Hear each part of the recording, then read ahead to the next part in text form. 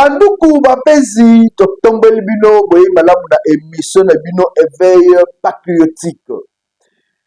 Émission oyo bozali kolanda na Congo Live chaque jour tozosala ba analyse na makambo ezoleka na République démocratique du Congo, pays cher ya Muse Laurent Désiré Kabila, pays cher na Patrice Emery Lumumba Kasavubu, pays cher na Sphinx Etienne Tshisekedi wa Mulumba mutu asala 37 ans ya opposition et lelo mwana na Félix Antoine Tshisekedi aza na pouvoir pe azotambusa pays kitoko. Bientôt idée ya révision to changement constitution ezolata nzoto mbote na bien nyonso tu bofandi pona kolanda analyse ya mokolo lelo. Lelo tokobetela bino lisolo na oyo ezali koleka na mboka Congo et surtout arrivé à chef de l'État Félix Antoine Tshisekedi na Luanda. Est-ce que akokende to akokende te? Et de l'autre côté, il sera question ya kosolola sur le discours du chef de l'État Félix Antoine Tshisekedi oyo ezali vraiment attendu mokolo ya mercredi le 11 wapi le 2 chambres ya parlement bakozala réunis en congrès. Tokobeta pe masolo ezoleka na mboka na biso Congo boyebi RDC na minute oyo mai ezolingana pona oyo teli révision constitution situation sécuritaire pe lisolo oyo mwana mboka Willy Mishiki azali kobenda matoi na Fachi Beton pona ayeba bongo kokende te rencontre oyo ezali kozala programme pona mois oyo le 15 na Luanda. Population congolaise emesana kolandaka ba discours ya ba président de la République juste la fin de l'année. Oyo kozala 6e discours ya Fachi Beton devant population pour la état de la nation. Lors il y a 2023 à la veille de l'élection, Fachi Beton a tenu un discours qui basé sur consolider les acquis. C'était question de consolider les acquis. Il y a premier mandat, tout compte dans le deuxième mandat. Baki ya premier mandat ezalaki nini kobunda pour la situation sécuritaire dans Mboka Est et par exemple qui était de siège et chamaki pelelo banguna malgré baso meka mais jamais Mboka lokola Sake, jamais Mboka lokola Goma et tikala kokoya. Ti lelo basoda na biso baso bunda kitoko pour assumer situation sécuritaire dans l'Est de la République. Consolider les acquis et les acquis peuvent sous dossier à gratuité de l'enseignement. Dès que le chef d'État Félix Antoine Tshisekedi a contacté le pouvoir, a ébattu pour consolider les acquis dans l'Italie, surtout pour protéger la constitution, Yamboka Nabiso, et par exemple, gratuité de l'enseignement, ils allaient qui se métiter, mais réalité, le loba para et belé, à la République démocratique du Congo, bazo sepela.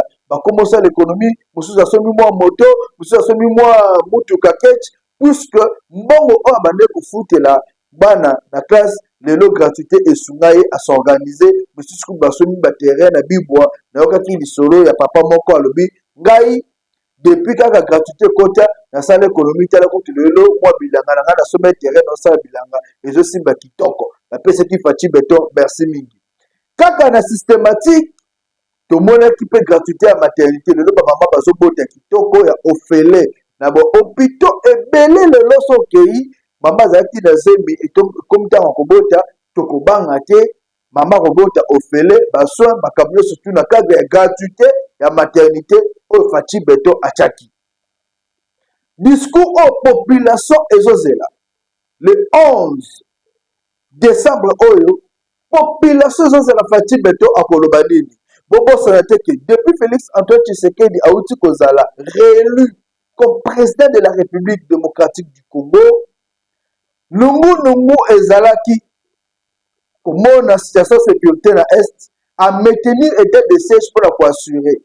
Et surtout, les lois qui prônent Batoubazo, c'est le discours et surtout sur la révision ou changement de la Constitution.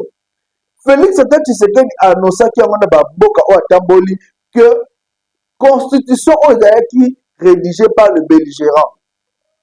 et lelo ata bakongolais mosusu bazoloba te akosaki non akosaki te puisque ebele bazoloba nini bakongolais mosusu bazalaki mais baspécialiste internationaux bayaki mpona baapporter un plus na bango donc déjà mayele ya bakongolais ekokaki te alors na minute oyo il faut réviser la constitution ça le ndenge jean-pierre bemba soulevaki baarticle mosusu mais na vrai boule changement ya constitution nde kosala bien ebele bazobanga ono alingi asala troisième mandat mais soki révision to changement ya constitution esalemi eloko ezala nini même joseph kabila oyo akendaka ebele oyo balobaka azonga akozonga c'est-à-dire oza comme candidat même bakandidat misusu oyo bakendaka bakozonga mais faci beto mpe akozonga puisque wana ekozala lokola premier mandat na ye donc mutu te abanga puisque makambo ya troisième mandat eza te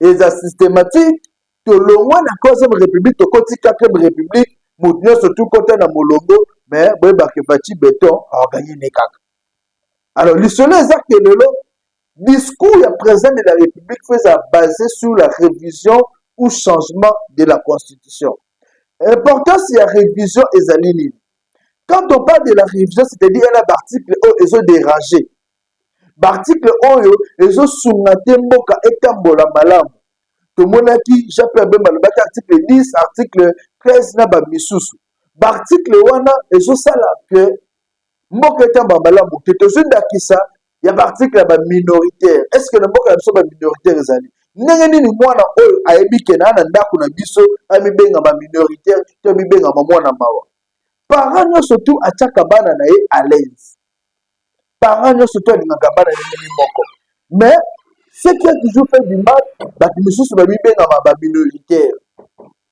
comment dans ton propre pays okolobaka naza minoritaire non vous n'êtes pas minoritaire vous êtes dans votre propre pays alors soit vous êtes congolais soit vous ne l'êtes pas alors si vous n'êtes pas congolais mais il faut le déclarer au fort question de nationalité il faut ezala réviser alors l'importance du changement eza nini na 2006 UDPS ntango PPRD na babelgéra na ye bato misusu baye mpona baprésenter constitution UDPS abetaka déjà ngonga constitution eza mabe ekosunga mboka na biso te bandeko ya PPRD MLC à l'époque jean-pierre bemba kuta tenir discours alobi papa mama boma mwana nao na ndako et je me souviens jour wana le 30 juin wana nazalaka na avenue Ango na Yolo tozobongisa courant j'ai vu Félix Tshisekedi pour la toute première fois auti Mombele azokota na population ba marcher pour dire non à la constitution oyo et l'UDPS au pouvoir l'UDPS avait dit qu'il faut changer la constitution oyo et lelo comme le pouvoir je pense que la suite logique ezali ko changer constitution mais bazali koloba changement de constitution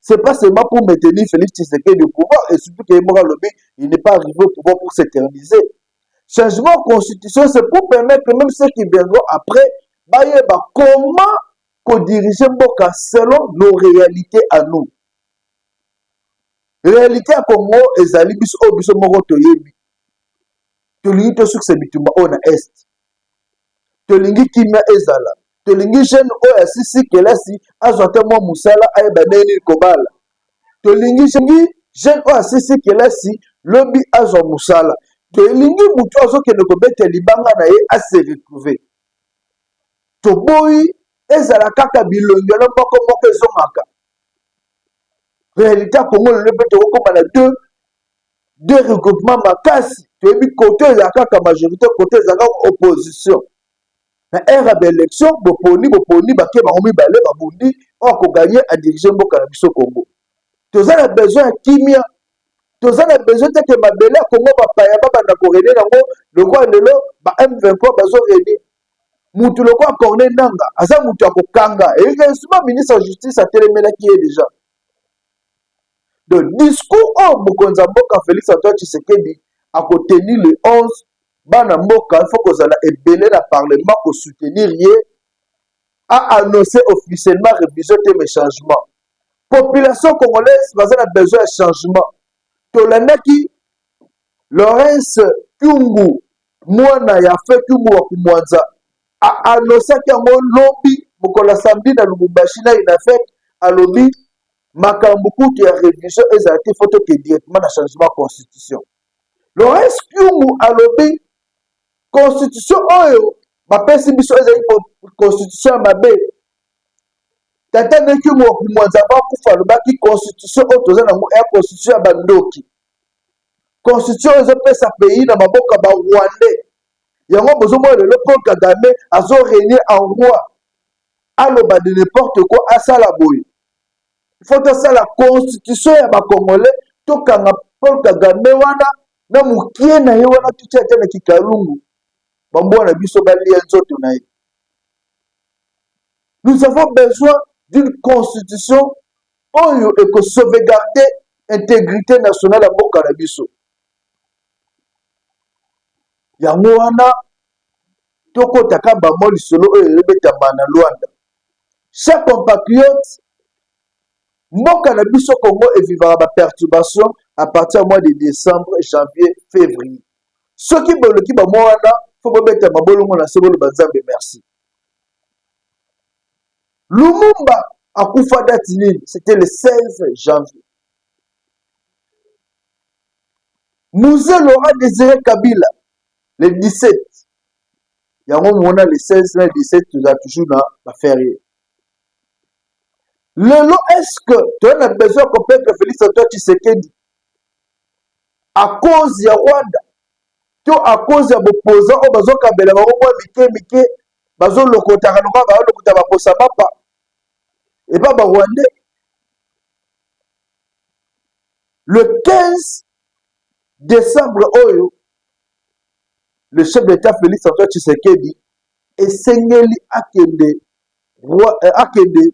Luanda pour la kokutana na Lorenzo na Paul Kagame. C'est quoi les enjeux? Les enjeux sont pour discuter sur la paix de la partie est de la République. Mais la question que tout le monde se pose, depuis la discussion wana ebanda, Paul Kagame, est-ce qu'il a manifesté bonne volonté pour que la situation sécuritaire à Est est comme à Kimia? Il y a eu une déclaration par cessez de fait à Est. Est-ce que le M23 qui est manipulé par le Rwanda, par lui, Paul Kagame, et si ça là, respecter cessez de fait là? Qu'est-ce qui prouve qu'aujourd'hui, ce Bakutena, Mokonzamboka Félix Antoine Tshisekedi, Paul Kagame a respecté? Paul Kagame, c'est un sanguinaire. Voyez bien, Paul Kagame n'a jamais respecté les accords. Paul Kagame, c'est un criminel. Combien de Congolais le bazo dans la partie Est? Est-ce qu'on doit laisser le chef de l'État qu'on coûte dans Paul Kagame? Je pense que le chef de l'État à l'Oba a coûté dans Paul Kagame, Timukolo. Diable n'a certainement pas coûté. Je suis sûr qu'il faut respecter moi. Avec Paul Kagame, il faut faire la guerre. Il n'est plus question de négocier avec Kagame. C'est un monsieur qui ne coûte jamais. Tel accord a été consigné dernièrement. Abalou Kelobi, on l'a induit en erreur. Il fallait qu'il n'y ait pas M23 Baya. Qui est derrière le M23? Tout le M23, on a pas casse ligne à Kobunda devant l'armée de la République démocratique du Congo. Le M23, on a force ligne à Kobunda. Aujourd'hui, tout le monde le sait que l'armée rwandaise nourrit le M23. L'armée rwandaise nourrit l'AFC, il y a Corneille Namba. Mais est-ce que le gouvernement république, il faut qu'il ne négocie la Batou, il y a Bongo, Bana Bitinda, on doit négocier la Moutatinda Kabango. Et vu que Paul Kagame ne veut pas reconnaître que cela, il faut que le système frappe. Il faut frapper ça dans le souterrain. Il faut que Beta Rwanda Balongamboka na Congo. Alors, nous allons prendre cette petite vidéo. Une vidéo interpellative une vidéo et pas moi dans mboka Willy Mishiki. Quand le fait était que de Omulo Babanda Kokende na Belgique, Willy Mishiki était parmi les gens qui ont dit était de Kozonga Congo. Et tout le monde pensait que Aposaki. Et c'était une réalité. Tout le monde qui était de Omulo Bakufaki. Et il a fallu attendre moi Nanaï à côté de pouvoir pour voir son corps regagner la République démocratique du Congo. Et aujourd'hui, Willy Michel qui interpelle le chef de l'État Félix Antoine Tshisekedi sur programme Oyo Yakokende na Luanda le 15. Dans la prince Willy Michel qui député élu et on se retrouve juste après pour continuer ma solo. Prince Willy Michel qui est tellement clair, Bandeko. Félix Tshisekedi qui a posé Congo en vie a changé Congo, a comme Sango et Sika au papa et Tshisekedi a Sengaki Ezala. Félix Tshisekedi a le sang de vrais Congolais. Nationalité n'est pas douté à voter. C'est l'unique Congolais où aujourd'hui, en tant que dirigeant président de la République, au Moutoumou, en tant que douté la nationalité. C'est l'unique président de la République où la population sont maîtrisée, papa na maman, naïe, et voire même résidence et Sika Koleni. Avec ces révélations de Willy Michik, je pense qu'aujourd'hui, le chef d'État Félix Antoine Tshisekedi, il faut aboyer un déplacement. Kagame est utilisé par les Américains et l'Union européenne. Kagame, armée naïe, et son bombo. Il y a l'Union européenne pour la arme et ça l'a subventionné. Et que Kagame est utilisé comme un petit de course par les Américains. Ce qui te suit, corridor de l'obit ou au sein de la calamité de Rwanda. Pourquoi pas Kagame qui n'est qu'un balamoko bakutana? Puis ce corridor, l'Angola n'a rien. Angola, c'est un minerai ni à Kocha Angers pour le corridor. Pourquoi est-ce que Réunion Corridor on est qui n'a colosité? Pourquoi est-ce que Réunion Corridor est qui n'a l'icacité dans le Bumbachité? Le minerai que les Américains bazoluka guerre à l'élo, ils ont guerre en minerai et en ressources naturelles. Pourquoi est-ce que Réunion est quitté dans le Bumbashi? Et un président au mandat est Cécilie, il n'attend que quelques jours pour va se déplacer pour na Félix Tshisekedi na président Angola Jean Lorenzo na Zambie au Tanzanie représenté. Est-ce que c'était pour dire un dernier au revoir à Félix Tshisekedi aligné à terme de mission? Les démocrates n'ont jamais aimé notre pays. Et surtout que Félix Tshisekedi aujourd'hui est mal à l'aise avec ses principes pour la population et se retrouver. Souvenez-vous, Hillary Clinton, non pas Hillary, Bill Clinton. Bill Clinton, à l'époque, Moselle Laurent Désiré Kabila président. On a tous attendu. C'était dit, même s'il restait une seconde avant que Nana Luma Maison Blanche Yoko Koufa. Et c'est ce qui s'était fait. Les démocrates sont de mauvaises personnes qu'on ne peut jamais faire confiance. Et aujourd'hui, Joe Biden fait mandat à Zoluka par quel moyen atteindre Félix Antoine Tshisekedi? Moi, je préférerais que l'élo Félix Antoine Tshisekedi soit à Silicite discours naïe. Il y a les 11 dans le Parlement à déplacer à Kenya na Kananga, puisque c'était même annoncé que fin décembre à Rosana Kananga.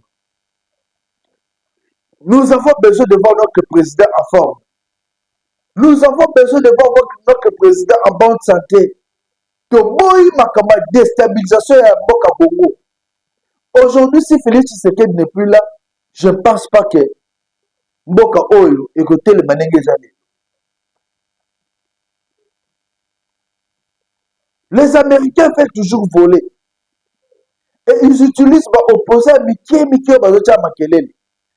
qui maîtrise la vraie situation à Mboka Miso le lot de plus que Félix Tshisekedi. Et tous ces opposants-là, pendant nini, Moïse Katumbi a quitté Akutana, Martin Fayulu a Kinshasa. Moïse Katumbi est exilé depuis quand? On nous dit Moïse Katumbi a exilé. Depuis quand? Même la PSA dit qu'on a exilé. Et pourquoi Akovi Kozala exilé? À Salinil, il se reproche de quoi? Quand on fuit son propre pays pour se dire je suis exilé. Mais en guise de quoi? Démocratie, c'est un boka ol. Fayulu aloba Mada Tshisekedi, nana Kangai, nana Abomai. Mike, président Belé aloba Mada Tshisekedi, presse pays, nana Kangabamu. Pourquoi seulement Katumbi? Katumbi a fui à cause de la bêtise, surtout Oyo Abane Koluka créé aéroport sans cause de document à l'État. Et que de l'opposition ne veut pas dire que vous avez la liberté au sein de l'Union. Denis Sesanga a critiqué Félix Tshisekedi d'ici. Denis Sesanga a ça dans l'homme de est-ce que Bakangi, si vous ne savez pas l'opposition, combat l'opposition, beaucoup de cours dans UDPS. UDPS c'est bien cours bien dans matière comment faire l'opposition. La RDC aujourd'hui a besoin de stabilité. D'abord stabilité sécuritaire, macroéconomique. Toboyi ba désordre na mboko pongo. Toboyi ba nungu. Franck Diongo qui disait ici que Félix Tshisekedi était un génie politique. Le Franck Diongo qui change de parole pour dire non, Félix Tshisekedi est un dictateur. Depuis quand? Franck Diongo, Amélie, Akoli na biberon et une épaisse. Amélie Milikaï, une épaisse pour Aza Lelo. Et aujourd'hui, ce sont les mêmes personnes au Bazo Balukela, chef de l'État, puisque Bazo Lukaba poste au détriment de la population.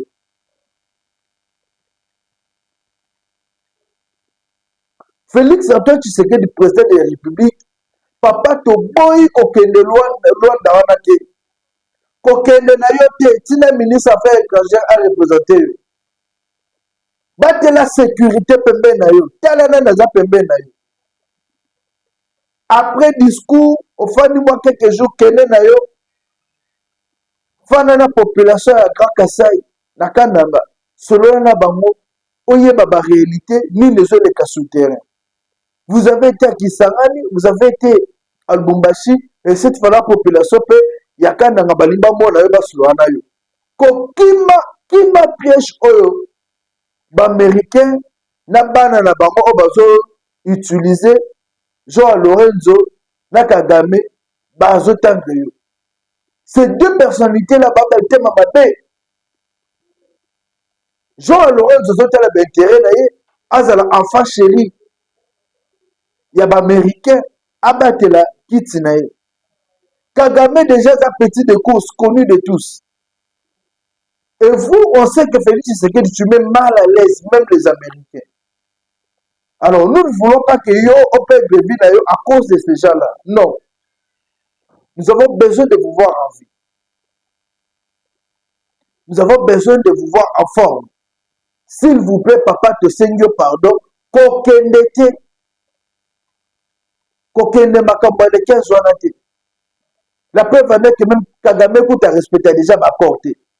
Vous avez fait preuve, Bobenga et frère, Bosolo Anaye, à respecter l'île. C'est un mauvais type, un criminel sanguinaire. Oh, jamais beaucoup peut se pouvoir. Aujourd'hui, la meilleure façon d'agir devant Kagame, c'est aller en guerre. L'Union européenne, malgré Bazasi Kagame, nous, on est capable de gagner la guerre dans la partie Est. La République démocratique du Congo a encore besoin de vous. Qu'aucun rendez-vous à rater. Nous allons aussi parler de la situation qui se passe en RDC. Depuis un certain moment, Félix Tshisekedi. Batebele Bazo le que dictature est s'installer dans la République démocratique du Congo.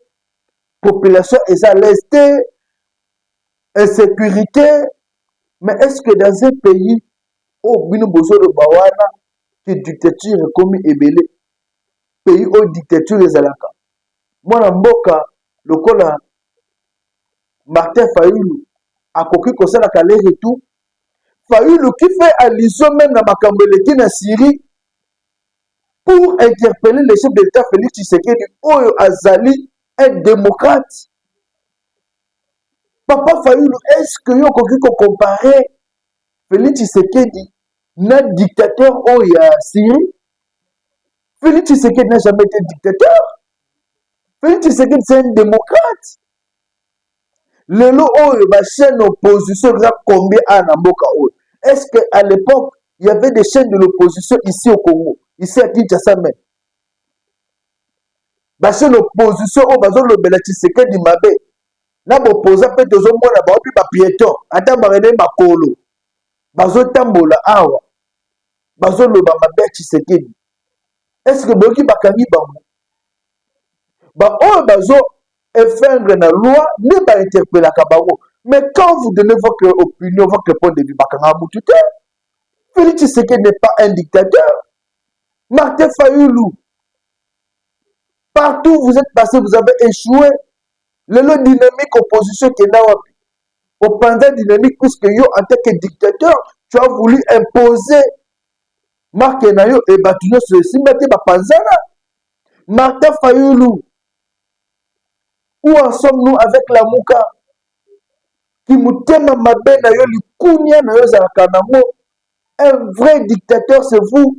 Et si nate lelo adef musuta za na gauche Moïse Katumbi bokomo que la ndepa pesa bino mo mbongo puisque awa bozo luka ba organiser ba marche boza na mbongo te boke luka bo bonde la Moïse Katumbi akabele bino mo mbongo pour organiser ba marche. Qui ne le sait pas? Aujourd'hui, vous cherchez à lécher les potes de Moïse Katumbi pour ne pas mbongo boza ba marche, sachant que Joseph Kabila azakuna te bola baboli ba marche mieux Joseph Kabila koyate. Joseph Kabila qui fait les États-Unis, sera Zulta, Azoni Tanzanie, Afrique du Sud, même les CNRDC à Zokomate. On nous avait menti l'autre fois qu'il y a eu Lubumbashi, c'était faux. C'est son épouse qui a Lubumbashi.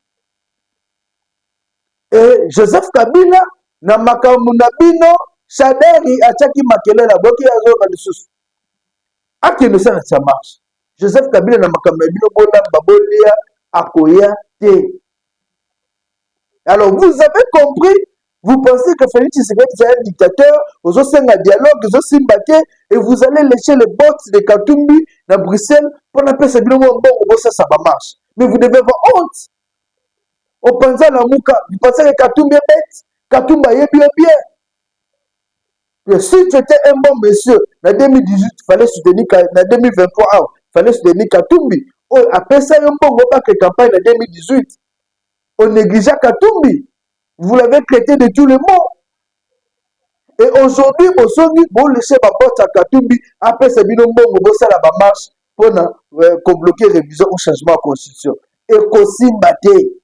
Et Katumbi ne va pas vous donner de l'argent. Et surtout qu'il y a un pouvoir. Il y a un pouvoir. Et de vous, ce qui qu'on n'a même pas honte, c'est qu'on organise une conférence, nous sommes ensemble. Franchement, pour ne pas Makambaboué.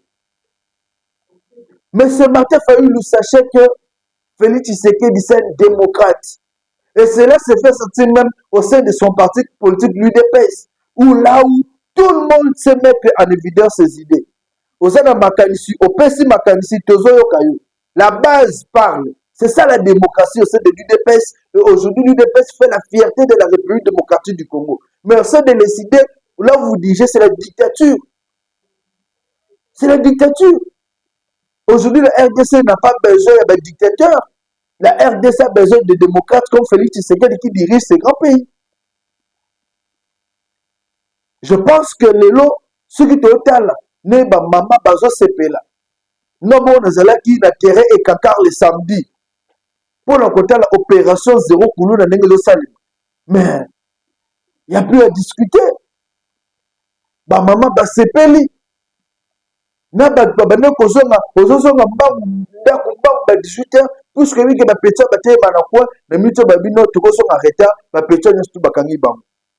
Et c'est grâce à mosala o Félix Tshisekedi azosala et baministre na ye bazosala baotravailler sous son injonction. Et aujourd'hui, si vous n'avez pas suivi ce matin même, tout le monde, ministre de l'économie a outil consigné des documents sous pour la fête. Et ça, toujours, Félix Tshisekedi, le gouvernement est dirigé par Maman Soumino et UDPS, bazo travaille selon sa vision. Et un tel monsieur, yo la moki, ou Mélisso, ou Mélinini, ou le c'est un dictateur. C'est faux et archi faux. Population congolaise, et ça derrière Félix Tshisekedi, chef de l'État. L'opposition aujourd'hui est essoufflée. Pour le cotisation. Katumbi Pe a géré bon monnaie. Non, non, pas ça, bon. Bon, ça marche. Oh, il y aura des villes mortes, bientôt nous allons engager. Activité avec quels moyens? Vous allez engager des activités contre la révision au changement de la Constitution. Avec quels moyens? Vous n'avez pas de moyens. Martin Fayulu Mbongo Ezate, Fadel Koute Beba. Précepé Ngwana Mbongo Te. Alors aujourd'hui, je pense que Bande Konyo surtout, il faut qu'on soit en Anzela pour soutenir le changement de la Constitution pour le bien du Congo. Abbé Donatien Chole na Rosong Elayo. L'Église catholique fait la honte de ces grands pays de la République démocratique du Congo. Abbé Donatien Chole, comment tu peux aller critiquer Jean-Pierre Bemba qui a fait ça quand couveuse dans l'hôpital à Gemena et puis ça la kate? Olobi Jean-Pierre Bemba na mboka na Gemena pe ça quand couveuse et puis ça la kate. Et puis vous dites la Kendaka côté de Jean-Pierre Bemba en tant que pasteur, je n'étais pas parti en tant que politique en robe, puisque si je devais me faire accompagner des caméras. Donc c'est pour dire, il y a des fois vous êtes pasteur, il y a des fois vous êtes politique en robe. Vous confirmez. Donc si vous étiez parti là-bas voir Jean-Pierre Bemba à la haie, à l'époque vous étiez comme pasteur. Et aujourd'hui vous considérez, donc vous faites des choses comme les politiques en robe. Et voilà pourquoi même vous commencez à critiquer Jean-Pierre Bemba pour dire Namboka Naye, après ça, ça la raté. Ça, c'est une honte pour l'Église. Pourquoi ne pas s'abstenir en tant qu'homme de Dieu, c'est exemplaire, au lieu de tenir de pareils propos? L'Église aujourd'hui sacralisée, puisque mon continue la politique. Bandeko Bukavu batelemi, mbongo na bango Bukavu ekoma kite. Les $600,000, il y a avance, il y a 1 million. Na Bukavu comité. Déclaration politique na bango ezali. Quelle honte! Population, les chrétiens catholiques pour faire la misu. Bambongo epesa maki, balbaki a impact visible, les actions à impact visible. À Kinshasa, impact visible les actions. À Lubumbashi, impact visible ça wapi. Na Kolosi, impact visible ça wapi. Na Bukavu, bande kukutu si babadi de marche. Basango bakufa ki babi mbongo ezate. Ok, archidiocèse ezwa ki mbongo. Mbongo wana ekei wapi. Mame. IGF, Kota Makambo. La paix de nation sur le combien agité. Depuis sortie médiatique, j'ai fait même agitation contre l'Église catholique. Vous faites la honte de ces grands pays. Voilà pourquoi on doit aller au changement de la Constitution. Il faut changement constitutionnel seulement pour le bien. Yamboka Oy. To boy babuso baboy. C'est bien la fin. Deuxième Sabino qui est lobby Togozali sous Awa. Et le 11, nous allons tout faire avec l'équipe Congo Live. Tous allons en direct dans le palais du peuple Torobana Bemissoana. Tout faire vivre bino ce qui sera discours, il y a Fachi Béton. Et nous allons prendre des réactions sur place. Il y a population. Torobana Pena Libanda déjà dans ton ambiance. Si vous avez Fachi Béton, si vous avez Makamwesa Matisuka. Pour vous faire vivre l'actualité, que l'accès que Moutou en population, ça n'a simanae. bato banguna mike bakokosimba te. 081 244 83 09 81 244 83 09 numéro na biso ya contact. Surtout, bolandaka toujours ba programme ya Congo Live chaîne bino ba vérité. Merci.